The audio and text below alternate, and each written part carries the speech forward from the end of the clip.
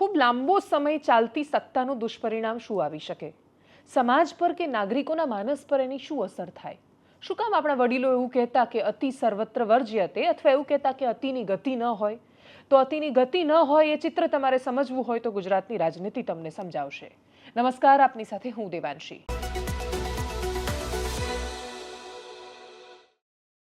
આમ તો વિપક્ષ જે વાક્ય બોલે છે એ પ્રકારનું વાક્ય તમને લાગશે, પણ તોય દુર્ભાગ્યપૂર્ણ હકીકત તરફ તમારું ધ્યાન દોરતા એક પ્રશ્ન મૂકવો છે કે મોટી આગની દુર્ઘટના હોય, જળની દુર્ઘટના હોય, વડોદરાનો હરણી બોટ કાંડ હોય, બિલ્ડિંગ તૂટવાની વાત હોય, અકસ્માત થયેલાની વાત હોય, કરપ્શનમાં ભાગીદારીની વાત હોય, એના મૂળ તમે શોધવા જાઓ તો એ શું કામ ભારતીય જનતા પાર્ટીના નેતાઓ સાથે નીકળતા હોય છે? લાંબો સમય ખૂબ સત્તા રહે ત્યારે જનતા એ માત્ર વોટર નથી રહેતી, એ મતદાતા નથી રહેતી, એનું નાગરિક તત્વ અને સત્વ એ બધું તો મરી પરવારતું હોય છે. એ પ્રશ્નો પૂછવાનું તો ભૂલી જાય છે, પણ એ એટલે ભૂલે છે કેમ કે એમાં એ ભાગીદાર બની જાય છે. એટલે એ વિચારે છે કે આપણે આ સિસ્ટમને નથી બદલી શકવાના, તો આપણે સિસ્ટમના એ હિસ્સામાં કે એ બાજુ જતા રહીએ જે બાજુથી આ બધું કરવામાં આવે છે. અને એટલે એની લાલચ એટલી મોટી થઈ જાય, એના માથા પર એ પૈસાનું, કમાઈ લેવાનું, કરપ્શનનું, બધાનું કરી નાખવાનું ભૂત એટલી હદે સવાર થઈ જાય કે એ ક્યારે બિઝનેસમેનમાંથી હત્યારા બની જાય એ ખબર જ નથી પડતી.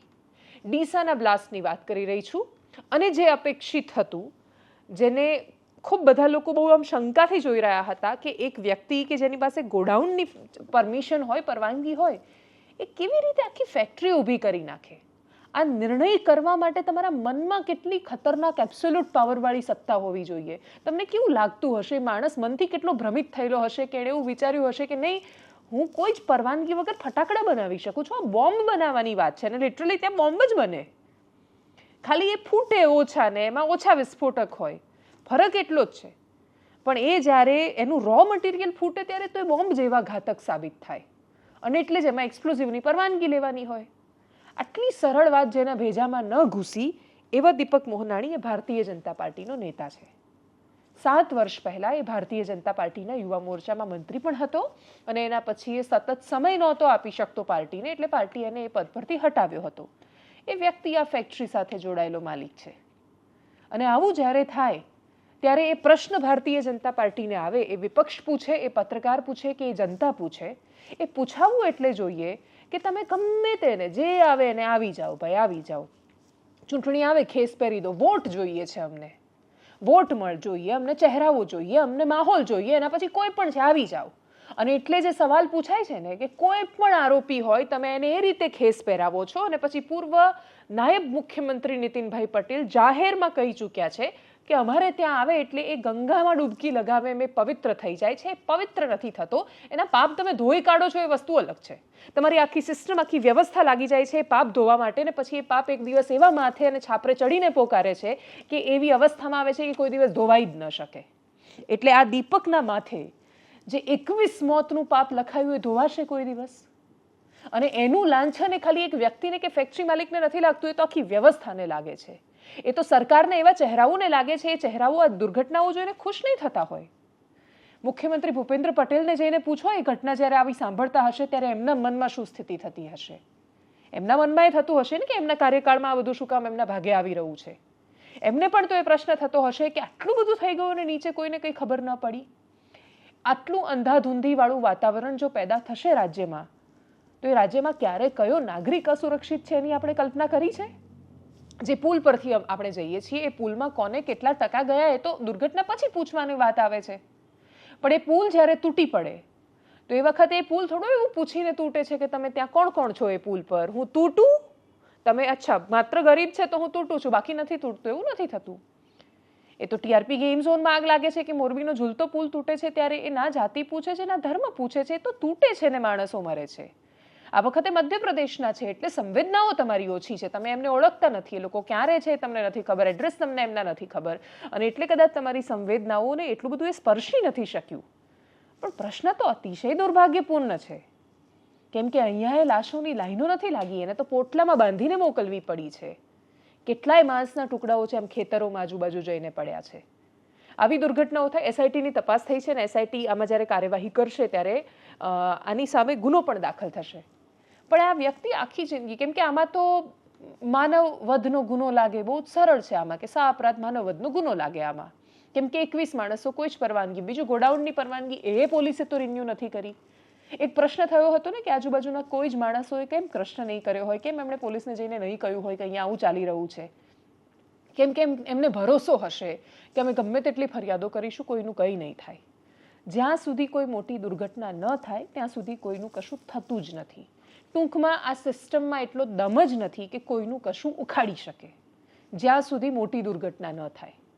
અને એટલે જ એ મોટી દુર્ઘટનાની પ્રતીક્ષામાં રહેતા નાગરિકો આવી જ્યારે દુર્ઘટનાઓ થાય છે ત્યારે આપણે 2 દિવસ સુધી, એટલે આજે કદાચ છેલ્લો દિવસ હશે કે જ્યારે આની બહુ વિશેષ ચર્ચા થતી હશે, પછી SITનો રિપોર્ટ આવશે, એક નાની ન્યૂઝ બનશે, એના પછી એ વ્યક્તિ જેલમાં જશે અને પછી આની સતત ચર્ચાઓ પછી પણ આમાં કદાચ નિવેડો આવી જાય કે ફટાકડાની ગોડાઉનવાળા કે ફેક્ટરીવાળા માણસો સાવધ થઈ જાય, બીજી કોઈક ફેક્ટરીનો વારો આવશે.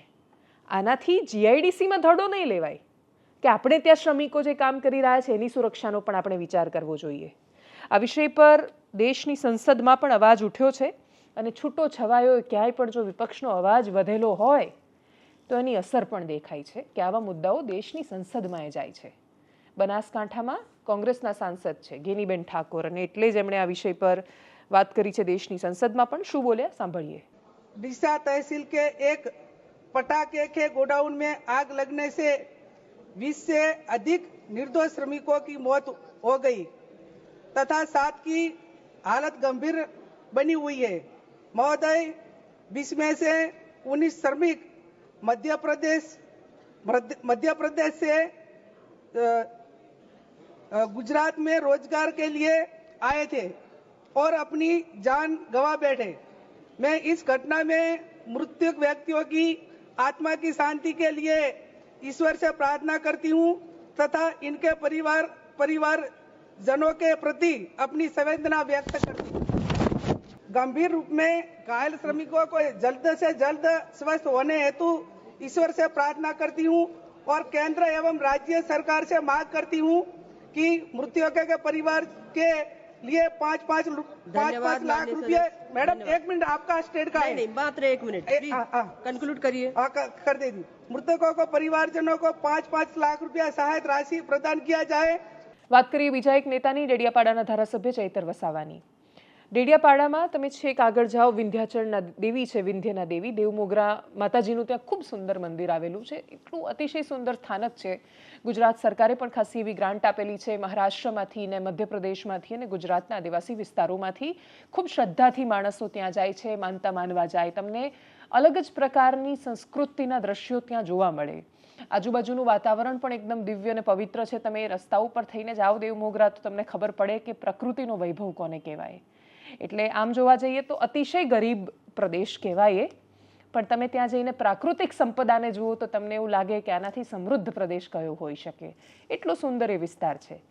ત્યાં જે દર્શનાર્થીઓ આવે એમની સતત કોઈને કોઈ ફરિયાદો હશે, પોલીસ પૈસા માંગે છે જેવા આરોપો પણ લાગ્યા હશે. એટલે ધારાસભ્ય ચૈતર વસાવા રાજપીપળા જવાના હતા SP ને રજૂઆત કરવા માટે. રસ્તામાં એમની ગાડી અને કાફલો રોકવામાં આવ્યો. રોક્યો એ DYSPએ રોક્યો હતો. બહાર નીકળ્યા ચૈતર વસાવા અને પછી જે થયું એને આપણે સાદી ભાષામાં કહીએ છીએ કે જોવા જેવી થઈ ગઈ. બેઉ બળિયા બાથે વળગ્યા એ પ્રકારની સ્થિતિ ના દ્રશ્યો સામે આવે. ગુજરાતમાં બહુ સામાન્ય દ્રશ્યો નથી. બીજું કે ગુજરાતમાં પોલીસ વિપક્ષ સિવાય બીજા કોઈ ધારાસભ્યોને આમ તો રોકતી નથી, એટલે આ પ્રકારના દ્રશ્યો કે ઘર્ષણ સામે ન આવે એ બહુ સ્વાભાવિક છે. પણ આ વખતે જે થયું એ ખૂબ વધારે હતું અને બંને એકબીજાને આંગળી દેખાડીને બંને બસ પોતપોતાનો પાવર દેખાડી રહ્યા હતા. ચૈતર વસાવા પણ પોતાનો પાવર બતાવતા હતા, DYSP પણ પોતાનો પાવર બતાવતા હતા. જોકે બંનેનો પાવર વપરાવો અલગ જગ્યાએ જોઈએ, વપરાઈ રહ્યો હતો એકબીજાની સામે. જોઈએ એ સંવાદને જેમાં સંવાદ સિવાય બધું જ છે.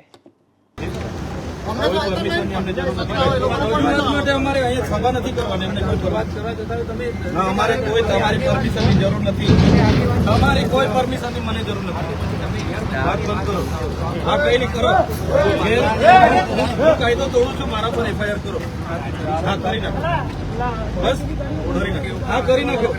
અમે જાહેરનામાના ભંગની FIR કરી નાખો. બસ હા બસ હા કરી નાખો. જાઓ તમારી કાયદાની ભાષામાં જો અમે ભણેલા નેતા છે, કાયદાની ભાષામાં તમારે જે કરવાનું એ કરી નાખો. તમને એટલી ખબર પડી જોઈએ કે આપણા ટોળાવડી ભાઈ મારે તારે પાસે નહીં શીખવાનો.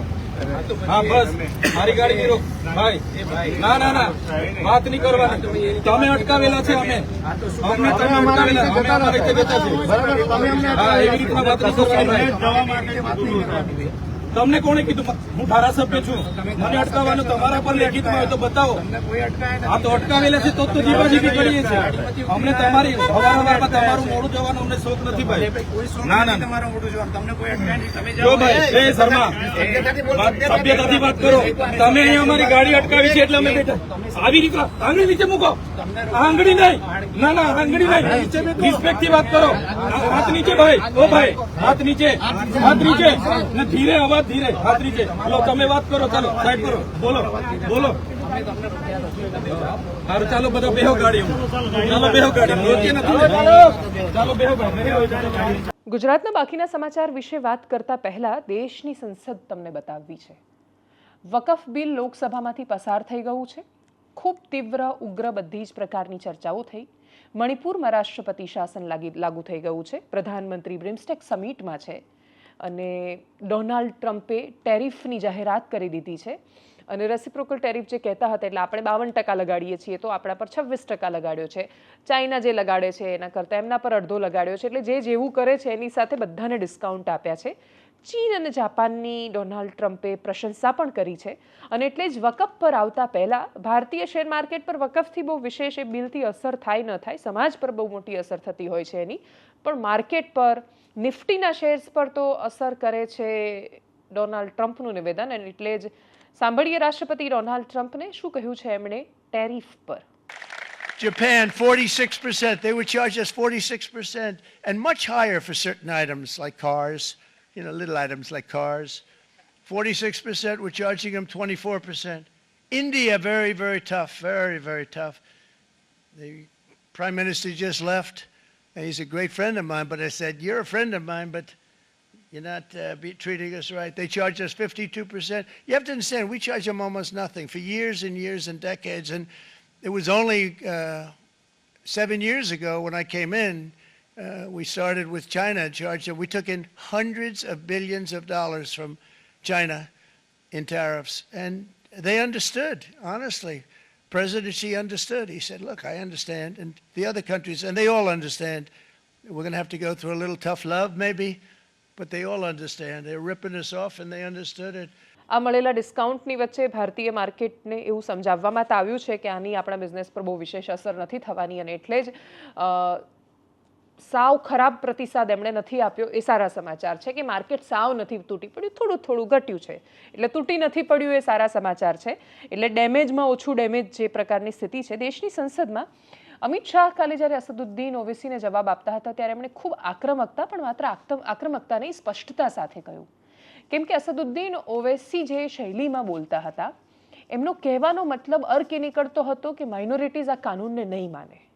એક કાનૂન જ્યારે પસાર થઈ જાય એટલે એક બિલ છે, એ બિલ લાવે, એને સંસદમાં મૂકવામાં આવે, લોકસભા એના પર ચર્ચા કરે, લોકસભામાંથી પસાર થાય. એટલે આની પહેલાંય વકફ બિલ મૂકવામાં આવ્યું, પછી એ જોઈન્ટ પાર્લામેન્ટરી કમિટીમાં ગયું, પછી સહમતિઓ ન સધાઈ, ફરીથી એ પટલ પર આવ્યું અને ફરીથી લોકસભામાં એના પર ચર્ચા થઈ. એ ચર્ચા થઈને પછી બહુમતી છે એટલે પસાર થવાનું જ હતું, લોકસભામાંથી પસાર થયું. રાજ્યસભામાં ચર્ચા ચાલી રહી છે અને તમે આ જોઈ રહ્યા હશો ત્યાં સુધીમાં કદાચ જો પસાર થઈ જાય જો રાજ્યસભામાંથી બિલ, તો એ રાષ્ટ્રપતિ પાસે જશે ને પછી એ ખરડો એ કાયદો બની જશે. કાયદો બની જાય ત્યારે એ દેશનું સંવિધાન બની જાય છે અને પછી કોઈને પણ એવો અધિકાર નથી રહેતો એવું કહેવાનો કે હું નથી માનતી એટલે નહીં ચાલે. મારા ના માનવા કે માનવાથી કાયદો નથી બદલાઈ જવાનો. એ કાયદો બને છે. કેટલા બધા કાનૂન આ દેશમાં એવા છે કે જેનાથી અનેક માણસો અસહમત છે, પણ એ તમારી અસહમતિ ત્યાં સુધી જ હોય જ્યારે તમે દેશની સંસદમાં છો અને તમે એ બિલ છે એ બિલમાં તમે વાંધા રજૂ કરી શકો છો. એનાથી મોટા કોઈ વાંધા કે ગ્રીવન્સીસ આવે છે તો આ દેશમાં અદાલત છે એ સોલ્વ કરવા માટે. પણ કોઈ પણ વ્યક્તિ જ્યારે એવું કહે ને કે અમે આ નહીં માનીએ, ત્યારે એમાં એ જે ધમકીનો સ્વર હતો એની સામે ગૃહમંત્રી અમિત શાહ જે બોલ્યા એ ખૂબ ચર્ચાનો વિષય રહ્યો. એ સિવાય સમાજવાદી પાર્ટીના સાંસદ ઇકરા અહેમદ પણ બોલ્યા છે.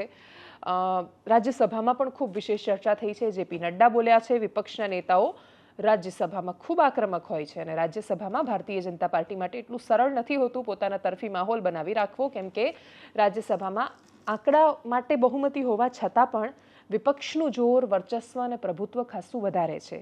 જે ઇન્ડિપેન્ડન્ટ સાંસદો છે રાજ્યસભાના, એને ભારતીય જનતા પાર્ટી સ્વાભાવિક રીતે પોતાના તરફી કરીને વોટ કરાવી શકશે. આ મામલામાં સૌથી એક મહત્વનો મુદ્દો એ આદિવાસીઓની જમીનને લઈને પણ છે, કેમ કે આદિવાસીની જમીન વકફ નહીં કરી શકાય.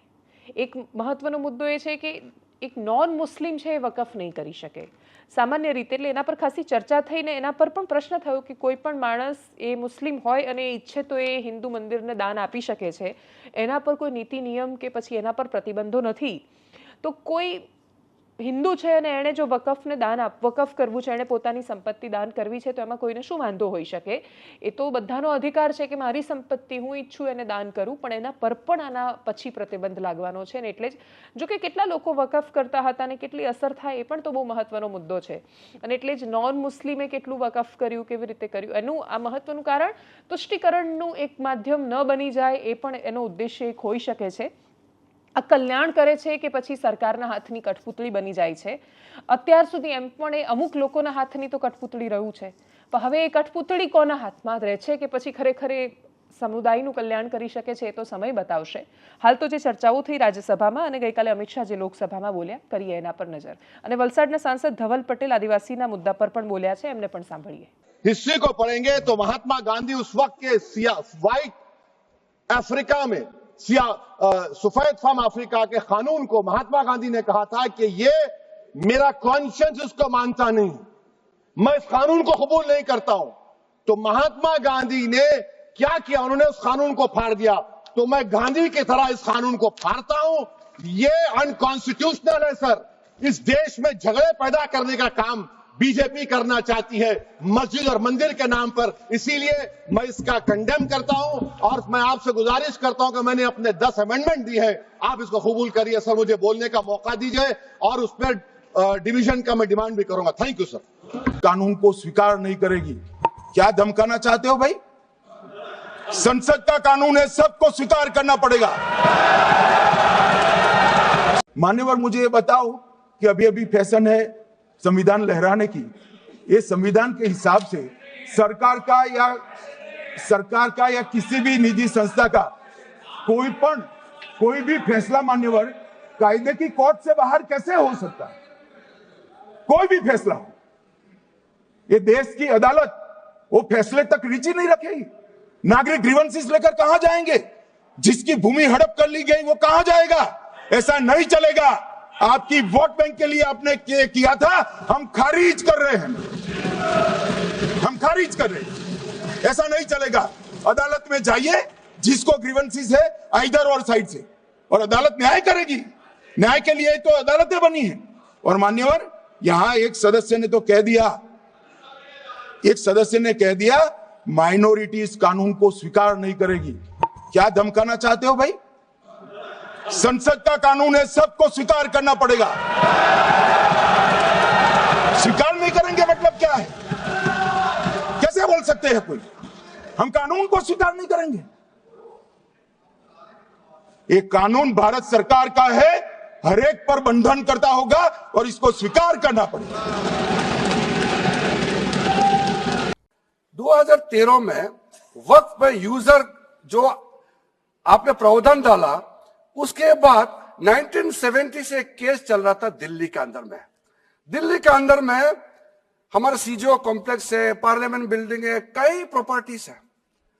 और इसको दिल्ली वक्फ बोर्ड ने क्लेम किया कि ये वक्फ प्रॉपर्टीज है. उसके बाद ये केस चल रहा था अदालत में. उस समय यूपीए सरकार ने पूरा सारा जमीन को डी नोटिफाई करके वक्फ बोर्ड को दे दिया. 123 प्रॉपर्टी. अगर आज हम ये संशोधन लेके नहीं आते तो जिस सदन में हम बैठे हैं, ये पार्लियामेंट बिल्डिंग, इसको भी क्लेम किया जा रहा था. एयरपोर्ट, बसंत विहार. और अगर नरेंद्र मोदी जी का सरकार नहीं आते, अगर यूपीए का सरकार कंटिन्यू रहता, तो क्या क्या बिल्डिंग को डी नोटिफाई किया जाना था. 123 प्रॉपर्टी को तो डी नोटिफाई किया.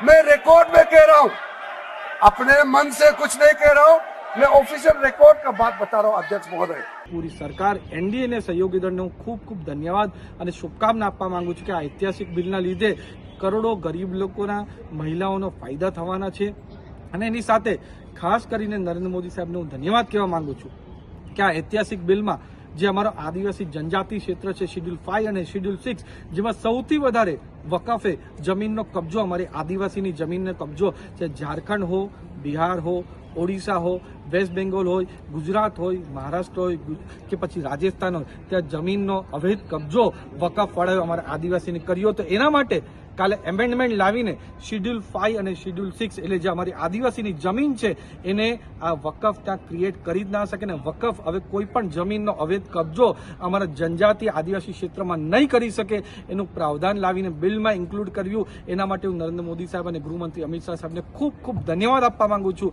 કે મને ગુજરાતમાં કોંગ્રેસ અને આમ આદમી પાર્ટીના કથાકથિત આદિવાસી મસીહા બનીને ફરે છે એમને મારે પૂછવું છે કે જ્યારે આદિવાસી જમીન કોઈ ના લઈ લે વકફવાળા જમીન ના લઈ લે એના માટે જ્યારે આ બિલ આવ્યું ત્યારે કોંગ્રેસ આમ આદમી પાર્ટી અને યુપીએના ઘટક દળે આ બિલનો અને આ એમેન્ડમેન્ટનો કેમ વિરોધ કર્યો આનાથી પુરવાર થઈ ગયું છે કે કોંગ્રેસ આમ આદમી પાર્ટીના સાંસદ કોંગ્રેસ અને આમ આદમી પાર્ટીના ધારાસભ્ય અને પૂરી કોંગ્રેસ અને આમ આદમી પાર્ટીના સહયોગી દળ આદિવાસી વિરોધી છે।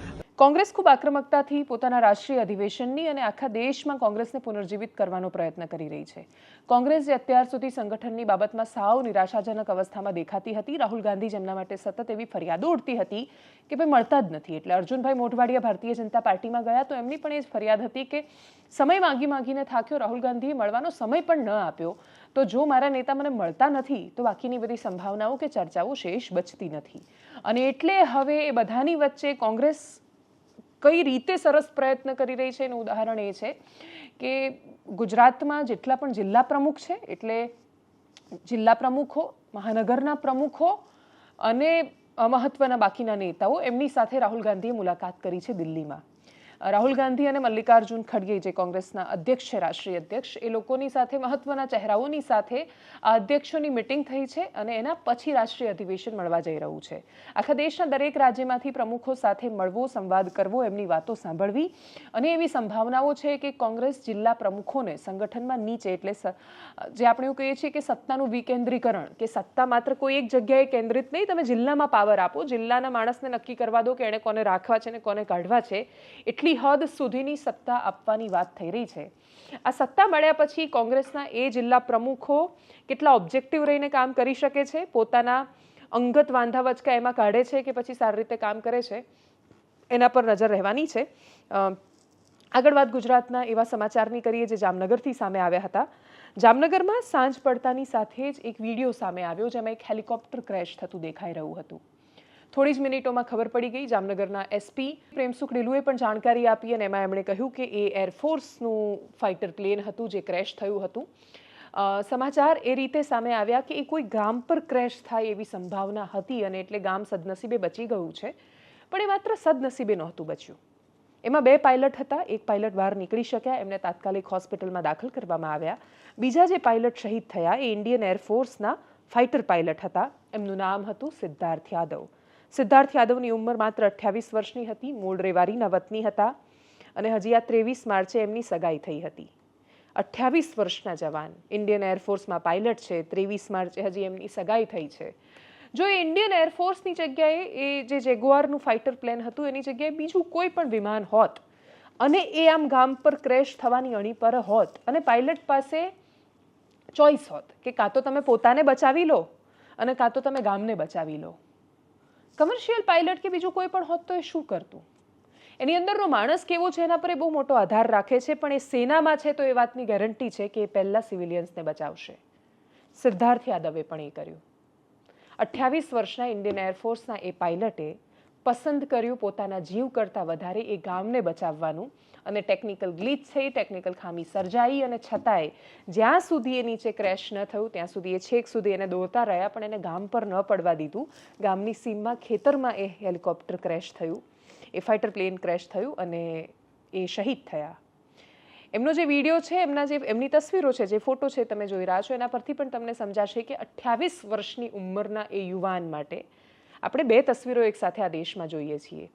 એવા 20, 25, 28 વર્ષના છોકરાઓ જોઈએ છીએ કે જે માત્ર નશા માટે કોઈ પણ રીતે કોઈ રવાડે ચડીને એ પોતાની ગાડીથી 10-12 માણસોને કચડીને જતા રહે છે. એક ક્ષણ માટે વિચાર નથી કરતા કે એની એક ભૂલ આખી કેટલા લોકોનો જીવ લઈ લેશે. અને બીજી બાજુ 28 વર્ષના એક એવા યુવાનની તસવીર આપણી સામે છે કે જેની સગાઈ થઈ છે, જેની પાસે જીવવાના કેટલાય ઓરતા છે, અરમાનું છે. એનું આખું ભવિષ્ય, એની જિંદગી એની પ્રતીક્ષામાં છે. કોઈ નથી પૂછવાનું એને. એમને કોણ પૂછતું? એ તો ટેકનિકલ ગ્લીચ હતી, એ ખેતરમાં પડ્યું, ત્યાંય પડી શકતું હતું, કોઈ સવાલો ન થતા. પણ તોય એ જ્યાં કામ કરે છે એનું ગૌરવ એના માટે મહત્વનું છે. એ જે રાષ્ટ્ર માટે કામ કરે છે, એ રાષ્ટ્રના માણસો, એ સિવિલિયન્સ, એ નાગરિકો એમના માટે ખૂબ મહત્વના છે.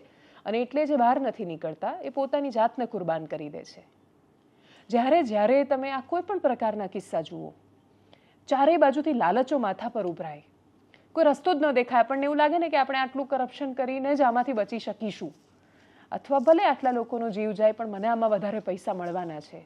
એ કોઈ પણ પ્રકારની લાલચ જે તમને દેશથી ઉપર જતી દેખાય, ત્યારે તમે યાદ કરજો આ સિદ્ધાર્થ યાદવ જેવા યુવાનોને, એમના પરિવારને. એટલા માટે યાદ કરજો કેમ કે તો આખી જિંદગી યાદ કરશે કે રેવારીથી જામનગર એરફોર્સમાં, કેમ કે જ્યારે નોકરીએ લાગ્યા હશે ત્યારે આખો પરિવાર ખુશ થયો હશે અને પછી તિરંગામાં લપેટાયેલું શવ જવાનું છે, મૃતદેહ જવાનો છે. આખી જિંદગી શહીદ તરીકેનું સન્માન મળશે, દીકરો નહીં મળે. અને એટલે જે શહીદ તરીકેનું સન્માન એ તમને ગૌરવ આપી શકે, એ પોતાની આવનારી પેઢીને કાં તો સેનામાં જ મોકલશે, પણ દીકરો પાછો નથી મળી શકતો. આ લોકોને પણ એ માઓને પણ વાલા જ હોય છે પોતાના દીકરા. એ મા પણ રક્ત સિંચીને જ સંતાન પેદા કરે છે, પણ એ પોતાના સંતાનની અંદર એ ગુણધર્મ વિકસાવી શકે છે. અને એટલે જ આ તસવીર તમને અને સિદ્ધાર્થ યાદવના નામ ને માહિતી સાથે તસવીર એટલે આપી રહી છું કેમ કે એ તો બહુ જ નાના સમાચાર બનીને જતા રહ્યા ને કે એક પ્લેન ક્રેશ થયું ને એક પાયલટ શહીદ થયા. આ કોઈ નાના સમાચાર નથી, આ એક કુરબાની છે. અને એ કુરબાનીને તમારે એટલે ગંભીરતાથી યાદ રાખવી પડશે કેમ કે કેટલા ક્ષણે આપણી આસપાસ એવા દુશ્મનો છે કે જે દેશને અંદરથી કોરીને ખાઈ રહ્યા છે. ક્ષણે આપણે આ દેશમાં અપરાધ કરી રહ્યા છીએ. દર થોડા દિવસે આપણે કાનૂન તોડી રહ્યા છીએ. સાવ ક્ષુલ્લક વાતોમાં એકબીજાને મારવા માટે ઉભરી આવીએ છીએ. ગેમ માટે મારી નાખે, ક્રિકેટ માટે મોબાઈલ ના આપ્યો એના માટે મારી નાખે. ભરૂચમાં એક એવી ડેડ બોડી મળે કે જેમાં એનું માથું અલગ જગ્યાએ હોય, એનું ધડ અલગ જગ્યાએ, હાથ પગ અલગ જગ્યાએથી મળે. અને જ્યારે કારણોમાં પડીએ ત્યારે કારણો સાવ ક્ષુલ્લક દેખાય. સાવ સામાન્ય વાતમાં એકબીજાની સામે દુશ્મનની જેમ વર્તતા માણસોને ખબર જ નથી કે આવા માણસો ન હોત તો આપણે હોત જ નહીં. એટલે એમને એમના હિસ્સાનું સન્માન તો જ મળશે જો આપણે આ દેશને બહુ જ વફાદારીથી પ્રેમ કરતા થઈશું. છેલ્લે એવી તસવીરની વાત કરીએ જે જામનગર પાસેથી જ સામે આવી રહી છે અને એ તસવીર પણ એક યુવાન ચહેરાની છે, પણ આપણા દેશની આ ખૂબ અપવાદરૂપ ઘટનાઓમાંથી એક છે. અને એ છે ખૂબ શ્રીમંત માણસોને, કોર્પોરેટ હાઉસના માણસોને, ખૂબ ધનવાન માણસોને સામાન્ય માણસો પણ પ્રેમથી બોલાવે. આપણે ત્યાં જે પ્રકારનું પરસેપ્શન છે, અમીરોથી મોટા ભાગે માણસો દૂર રહે છે ને કાં તો એમને એક દ્રષ્ટિકોણથી જુએ છે. એવું લાગે છે એમને કે આ અમીરો માટેની એક અલગ દુનિયા હશે. એ અમીરનો છોકરો, એ અમીરનો એકદમ યુવાન છોકરો જ્યારે રસ્તા પર એમને જય રણછોડ માખણ ચોરના નારા લગાવતા લગાવતા રસ્તા પર જતો જોવા મળે પૂરી શ્રદ્ધાથી, ત્યારે એમને એવું લાગે છે કે અચ્છા તો આપણા જેવા જ છે. એટલે આ આપણા જેવા જ છે. અને શ્રીમંત માણસ, ખૂબ પૈસાવાળા માણસ હોય એને પણ એટલી બધી શ્રદ્ધા હોય કે એ ચાલીને જાય, કેમ કે આપણે તો એવું જ માનીએ છીએ કે ભગવાનને ત્યાં તો પૈસાવાળા જતા જ નથી. શ્રદ્ધા તો ખાલી ગરીબો જ હોય છે કે જે ખૂબ કંઈ ને કંઈ માંગવા કે અપેક્ષા સાથે કે શ્રદ્ધાથી જતા હોય છે, કાં તો મિડલ ક્લાસ માણસ હોય છે. એ બધી જ ભ્રમણાઓને ભાંગી નાખે એ પ્રકારના દ્રશ્યો જામનગરથી દ્વારિકા જતા રસ્તા પર છેલ્લા 5-6 દિવસથી સામે આવી રહ્યા છે. અને જેટલી તસવીરો સામે આવે છે એટલે એમાંથી એક બેન તો રડવા માંડ્યા મળીને કેમ કે ખુશ થઈ ગયા કે મને એટલા પ્રેમથી બોલ્યા અને પછી કહ્યું કે તમે વંતારા આવજો. આ તસવીરો અનંત અંબાણીની છે જે આ રસ્તાઓ પરથી સામે આવી રહી છે અને આખા ગુજરાતમાં અને ખાસ તો સૌરાષ્ટ્રમાં ખૂબ ચર્ચાનો વિષય બની રહી છે. નજર કરીએ એ તસવીરો પર.